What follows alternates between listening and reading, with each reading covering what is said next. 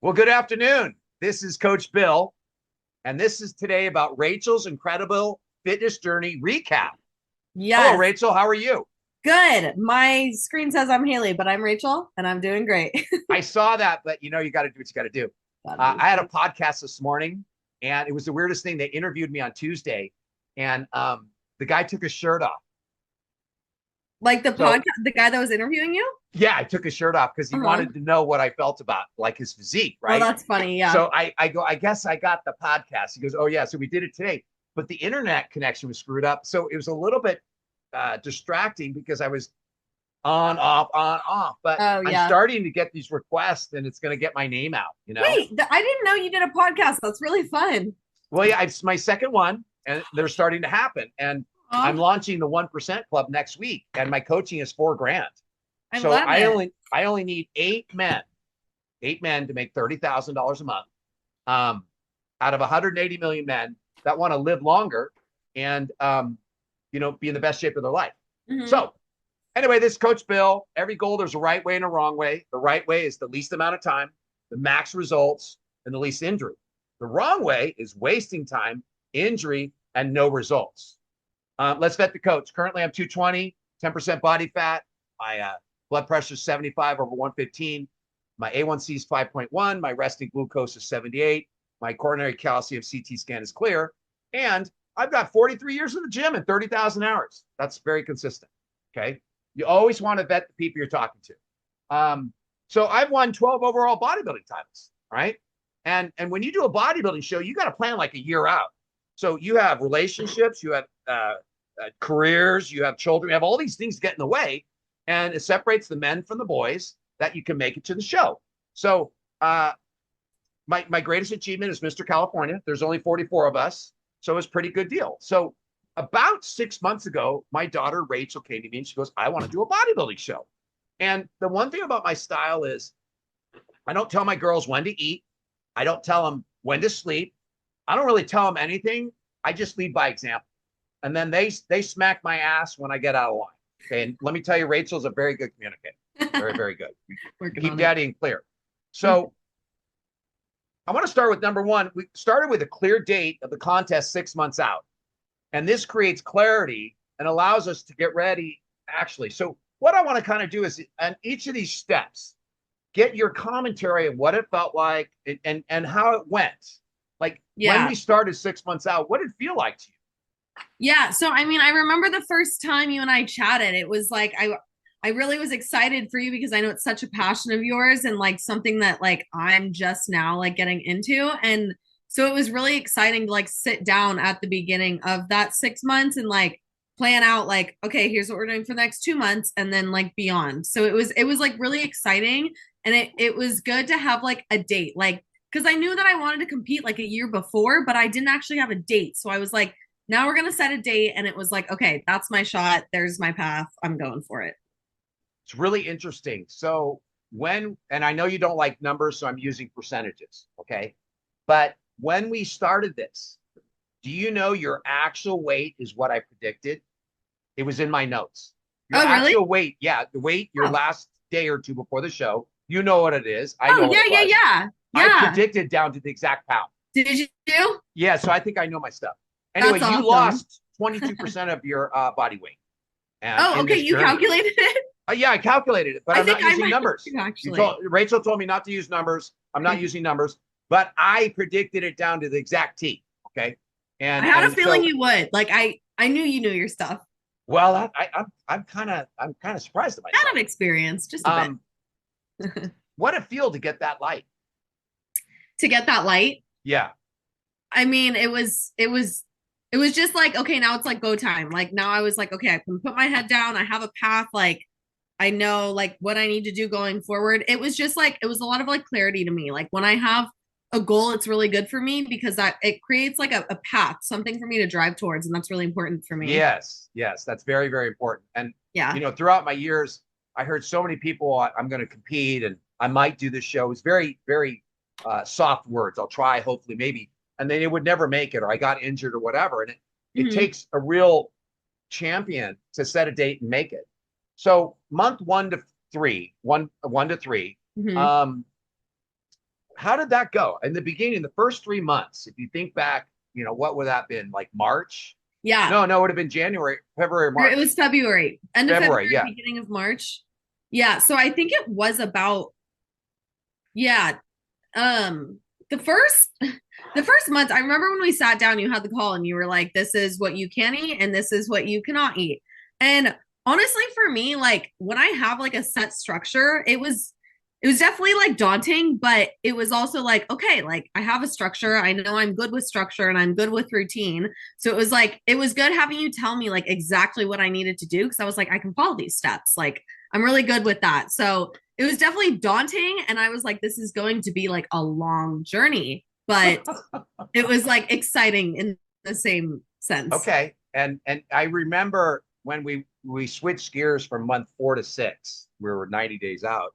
Yeah. I remember the conversation like, well, can I have this coffee or can I have this? And I'm like, no, no, no. And you're like, whoa, that I remember was a real big shift for you. That was a Yeah. pivot into really going to ultra low fat and really not eating anything other than, white meat chicken, turkey, complex carbohydrates, and really eliminating everything. And I Mm-hmm. remember that was a little shocking for you. You were like, Yeah. oh my God, that's a lot. And I Yeah. think we ended up at about 175 grams of protein, about 60 carbs, and ultra low fat.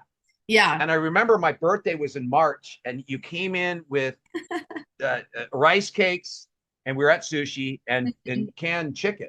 And I was like, no, we can have a little sushi tonight. But Yeah. I really respected that you were willing to hold the line on my birthday, and that was Oh, really awesome. You know, thanks. um, Yeah. so cardio the first 3 months was kind of like 20 to 30 minutes a day. Um, Pretty easy, correct? Yeah. Cause I used to do that anyway. So it was okay. That one was okay. And then when we went to months 4 through 6, it changed. One, your diet, you're limiting your calories, your Yeah. cardio upped. Is that when you say maybe fatigue? What did that feel like? Did you start getting fatigued, start being hungry? What in Yeah. the last 3 months?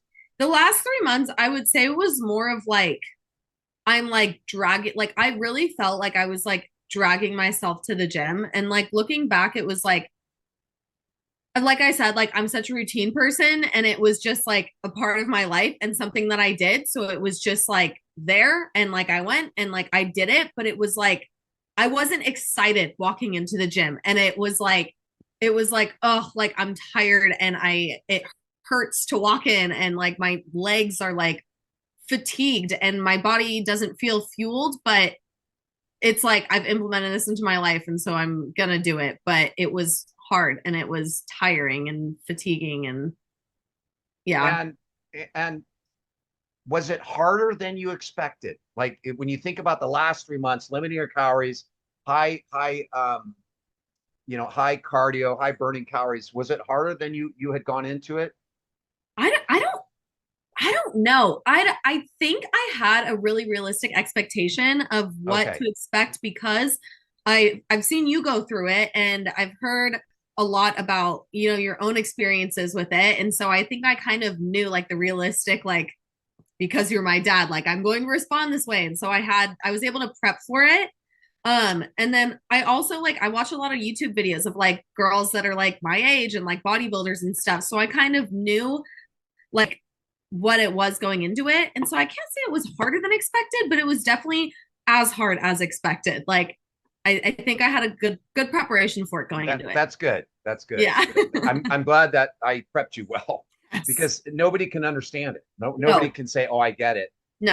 And I want to kind of talk about. We got some bad news about 90 days out, Hmm. and it's something that has never happened. She was going to do the San Jose Expo uh, bodybuilding show. I had won it 40 years ago. It's very dear to my heart, and then they canceled it. And what did that feel like when they canceled that show? Um, Disappointing. Yeah.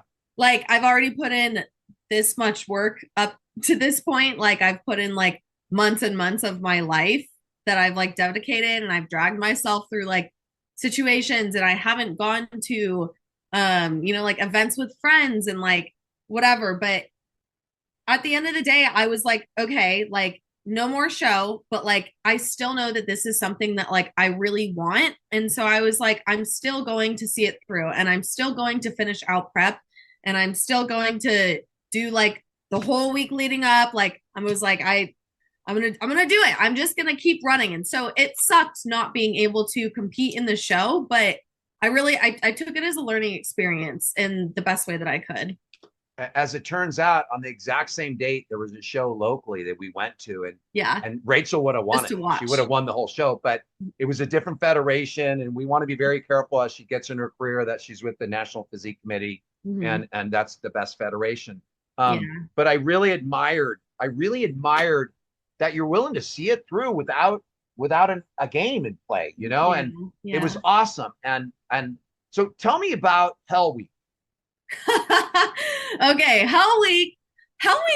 I was so excited for the entire time because you had talked about it, like going through it, and you were like, "This is actually going to like blow your mind. Like you're gonna see like changes by the hour." And so Hell Week was like 6 structured days. The first 3 days was all protein, no carbs, no fat, and sodium, a ton of sodium. Water. I was drinking a lot of water, and so the first 3 days, I lit like my head. I couldn't think. Like I was like, I'm going to go to the gym, and then I'm going to do something for 2 hours while I distract myself, and then I'm gonna eat, and then I'm gonna distract myself for another 2 hours until I can eat again. And then it was just like this cycle. And I was like, I just need to not overwhelm myself, not do too much, take it slow. It was brutal those 3 days. And I, then, yeah, go ahead. oh no, go ahead. Well, I was just gonna say, and then day 4, 5, and 6 was I started eating more carbs. I was no water, very low in water, so that was hard because I'm definitely someone who drinks a lot of water. Um, then was cut like all the artificial sugars, all of like the supplements I was taking. I stopped on that days 4, 5, and 6, and it was eating like a lot of like plain stuff, but it was like flavors that I was like, I haven't tasted like this stuff. It's just like your taste buds get acclimated to like the blandness of like chicken and broccoli and like rice. And then I was able to add in like carbs, like jam and like all these things, and cut the sodium, up the potassium, and my skin was like shoot, on my muscles. Yeah, no. I remember we walked into Starbucks the morning of the day, and I didn't to load, I didn't watch carb load to enough. watch people's reaction. I mean, your body looked amazing, and Thank you know, you. I looked okay, and it was just incredible. And we had this moment like, isn't this very cool? So Because wherever cool. we go, we gain so much respect. Yeah. And I want to say to my viewers, I'd like you to subscribe, and I'd like you to like this video, because I'm trying to get content, I'm working to get content out there. And I'm working to get to a place where I interview high profile people and I learn about their lifestyles. And so that's my goal. And the more you support me, the better I can do. Um, During this phase, how was practicing posing? Posing, it was fun. I would watch like YouTube videos and stuff, and I would look at pictures of girls online, and I would just kind of replicate it. And there's girls that have dedicated like accounts, like their specialty or like their niche is like posing, like bodybuilding posing. So I would go and look at those accounts and just kind of pick up on what I could. And they had like posing tips and wellness for bikini, for figure. And so I just kind of followed people that I saw online. Okay, okay. I'm gonna take a little break and talk about the 1% Club. I'm rolling out a thing, and it's for men from 40 to 60 years old. And the thing about me is I lead by example. Okay, I don't talk about things; I just do them. All my opinions are based on personal experience. And I've had mansions, I've had yachts, I've sailed around the world 8 times, I've had the best cars, and I have to tell you, social status, being the 1% Club and being ripped, you have more influence and status than all material items existing. And it's fun to have a lot of energy. So I want to just put it out there. If there's any men out there that want the world's best coach, and I am, I'll put my numbers on the wall with anybody, and I'll help you get in the best shape of your life. And it'll change your life, the confidence you get from it. And it's interesting because I've been in shape, and I've been fat, and I've been in shape. And so I know the difference. And anybody who says that dad bod's okay is lying. So I'd like to talk about A's and F's.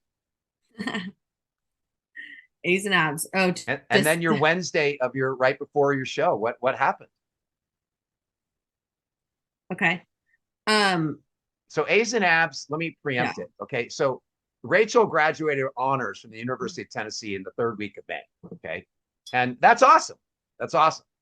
But she was also dieting for a bodybuilding show.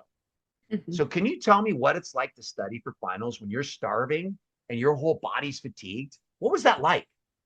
It was like I had to take everything one step at a time because I was like, anything that I'm doing, like I don't have enough energy to pour myself into like two different buckets. It was like I had to like muster up enough energy to like go to the library and study for 4 hours. And I had to make sure I was giving myself breaks or else I was going to overwhelm myself. And so it was really like a learning experience for me too of like how to not like overwhelm myself and overstimulate myself and like trying to like find a balance between I'm exhausted and my brain can't properly function, but I have to get it to properly function because there's no other option. And it was hard and it was exhausting, but it was fun. It was fun. It really Um, and I say this like not one graduate at school would know what that was like.